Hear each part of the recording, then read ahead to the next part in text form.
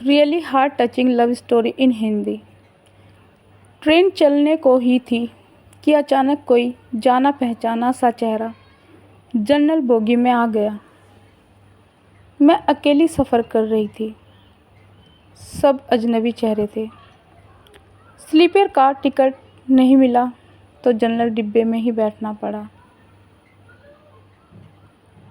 मगर यहाँ ऐसे हालात में उस शख्स से मिलना ज़िंदगी के लिए एक संजीवनी के समान था।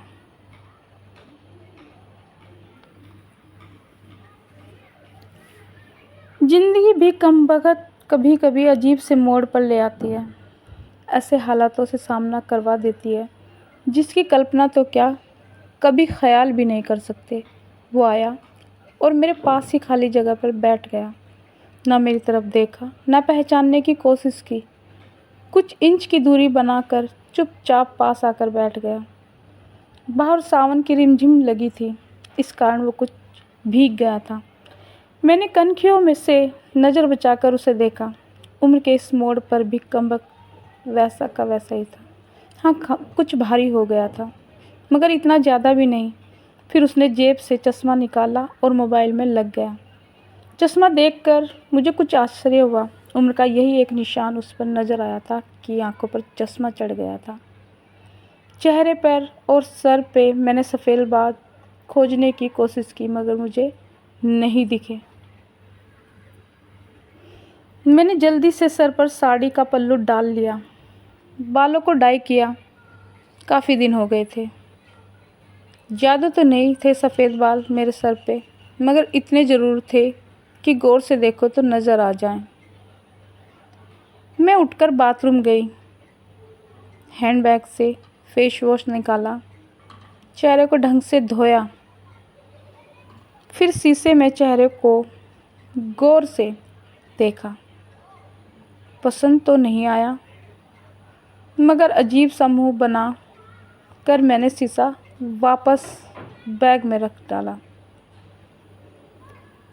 और वापस अपनी जगह पर आ गई। मगर वो साहब तो खिड़की की तरफ से मेरा बैग सरकाकर खुद खिड़की के पास बैठ गए थे। मुझे पूरी तरह देखा भी नहीं, बस बिना देखी कहा सॉरी। भाग कर चढ़ा तो पसीना आ गया था। थोड़ा सूख जाए फिर अपनी जगह बैठ जाऊंगा। फिर वह अपने मोबाइल में लग गया। मेरी इच्छा जानने की कोशिश भी नहीं की। उसकी यही बात हमेशा मुझे बुरी लगती थी। फिर भी न जाने उसमें ऐसा क्या था कि आज तक मैंने उसे नहीं भुलाया। एक वो था कि 10 सालों में ही भूल गया। मैंने सोचा शायद अभी तक गौर नहीं किया, पहचान लेगा। थोड़ी मोटी हो गई हूँ, शायद इसलिए नहीं पहचाना। मैं उदास हो गई। जिस शख्स को जीवन में कभी भूला ही नहीं पाई, उसको मेरा चेहरा ही याद नहीं। माना कि ये औरतों और लड़कियों को ताड़ने की इसकी आदत नहीं, मगर पहचाना भी नहीं। शादीशुदा हूँ, मैं भी शादीशुदा हूँ। जानती थी इसके साथ रहना मुश्किल है, मगर इसका मतलब यह तो नहीं कि अपने ख्यालों को, अपने सपनों को जीना छोड़ दूँ।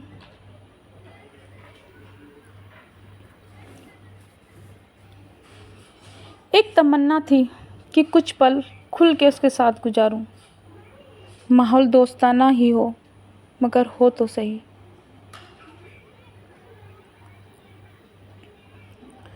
आज वही शख्स पास बैठा था जिसे स्कूल टाइम से मैंने दिल में बसा रखा था। सोशल मीडिया पर उसके सारे अकाउंट चोरी छुपे देखा करती थी। उसकी हर कविता, हर शायरी में खुद को खोजा करती थी। वह तो आज पहचान ही नहीं रहा। माना कि हम लोगों में कभी प्यार की पींगे नहीं चली, ना कभी इजहार हुआ। हाँ, वो हमेशा मेरी केयर करता था। और मैं उसकी केयर करती थी। कॉलेज छूटा तो मेरी शादी हो गई और वो फ़ौज में चला गया। फिर उसकी भी शादी हो गई। जब भी गांव गई उसकी सारी खबर ले आती थी। बस ऐसे ही ज़िंदगी गुजर गई। आधे घंटे से ऊपर हो गया वो आराम से खिड़की के पास बैठा मोबाइल में लगा था। देखना तो दूर, चेहरा भी ऊपर नहीं किया। मैं कभी मोबाइल में देखती, कभी उसकी तरफ। सोशल मीडिया पर उसके अकाउंट खोलकर देखे, तस्वीर मिलाई, वही था, पक्का वही, कोई शक नहीं था। वैसे भी हम महिलाएं पहचानने में कभी भी धोखा नहीं खा सकती। 20 साल बाद भी सिर्फ आँखों से पहचान ले। फिर और कुछ वक्त गुजरा, माहौल वैसा का वैसा। मैं बस पहलू बदलती रही। फिर अचानक टीटी आ गया, सबसे टिकट पूछ रहा था। मैंने अपना टिकट दिखा दिया। उससे पूछा तो उसने कहा नहीं है। टीटी बोला फ़ाइन लगेगा। वह बोला लगा दो। टीटी कहाँ का टिकट बनाऊँ? उसने जल्दी से जवाब नहीं दिया। मेरी तरफ देखने लगा। मैं कुछ समझी नहीं।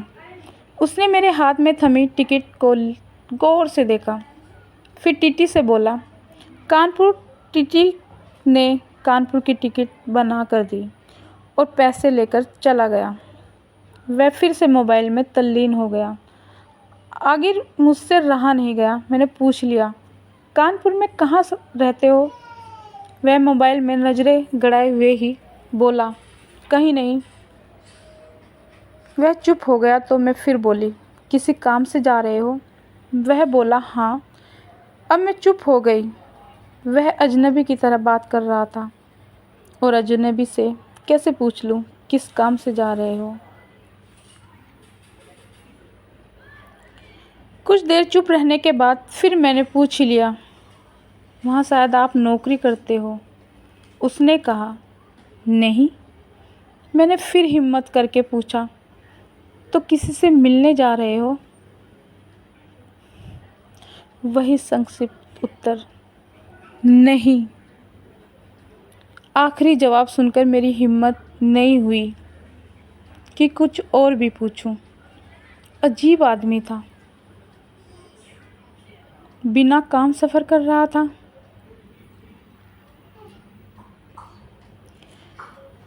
मैं मुंह फेर कर अपने मोबाइल में लग गई। कुछ देर बाद खुद ही बोला ये भी पूछ लो क्यों जा रहा हूँ कानपुर? मेरे मुंह से जल्दी से निकला बताओ क्यों जा रहे हो? फिर अपने ही उतावलेपन पर मुझे शर्म सी आ गई। उसने थोड़ा सा मुस्कुराते हुए कहा एक पुरानी दोस्त मिल गई। जॉर्ज अकेले सफ़र पर जा रही थी। फौजी आदमी हूँ, सुरक्षा करना मेरा कर्तव्य है। अकेले कैसे जाने देता, इसलिए उसे कानपुर तक छोड़ने जा रहा हूँ। इतना सुनकर मेरा दिल ज़ोर से धड़का। नॉर्मल नहीं रह सकी मैं।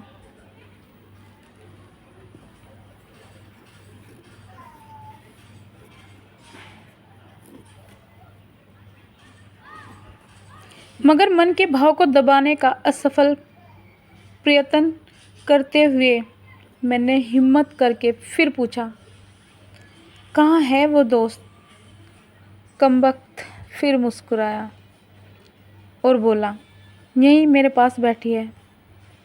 इतना सुनकर मेरे सब कुछ समझ में आ गया कि क्यों उसने टिकट नहीं लिया, क्योंकि उसे तो पता ही नहीं था मैं कहाँ जा रही हूँ।